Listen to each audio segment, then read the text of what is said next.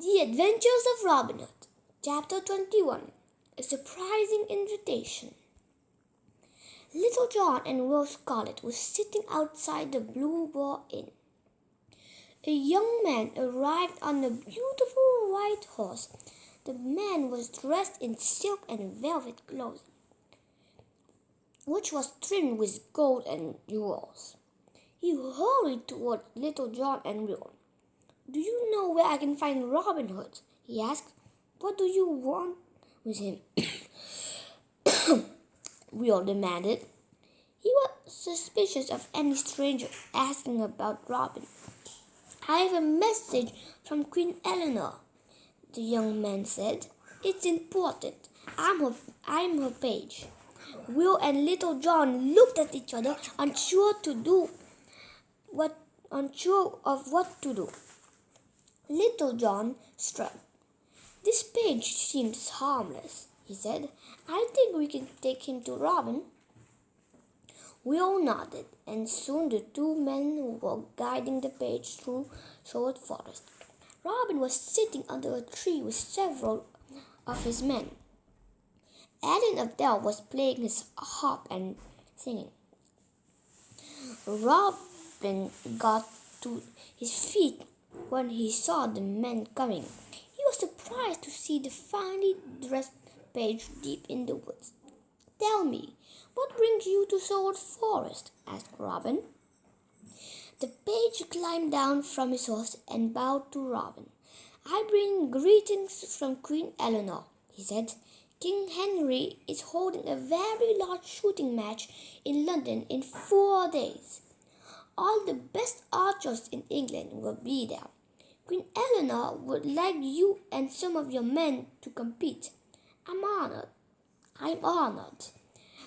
Robin bowed his head. "The Queen promised to protect you and send you safely home." The page held out a gold ring. "She gives you this ring as a sign of a promise." Robin placed the ring on his little finger. "Get ready. Will and Little John, we're going to London." After several days of travel, the three men arrived at the palace. Queen Eleanor looked happy to see them. She greeted them with a smile and made sure they had plenty to eat. "I've heard so much about you," she said, "but I'd like to hear more. Tell me about your adventures." So Robin and his men told her many tales. She especially liked the story about the Bishop of Hereford, and the feast. "We made him stay with us in Sherwood Forest for 3 days," said Little John. The Queen laughed at that. "I hope you're as good at archery as you are at telling stories." She lowered her voice and explained her plan. The next morning was bright and sunny. Hundreds of archers gathered on a large field, ready to compete. King Henry and Queen Eleanor sat on thrones trimmed in silver and gold. A trumpet sounded, and the archers lined up in a neat row. Robin, Little John, and Will Scarlet hid themselves among the people watching. Instead of their usual green clothes, the three men wore blue to disguise themselves. "Queen Eleanor will tell us when it's time to appear," said Robin. "For now, let's enjoy the shooting match."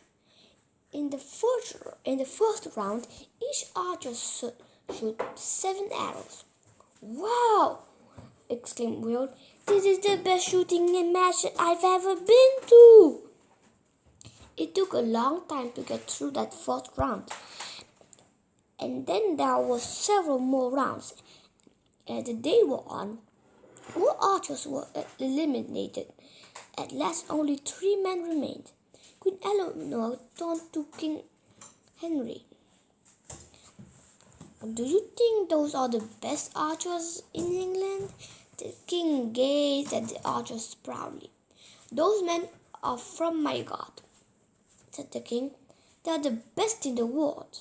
"Well, now I know 3 men who are better archers," said the queen. The king laughed. What do you know about archery?" The queen smiled. "You might be surprised by my knowledge. The 3 men will enter the contest, but you must promise not to harm them. After the contest, you must allow them to travel freely for 40 days. King Henry looked puzzled. "Those are strange conditions."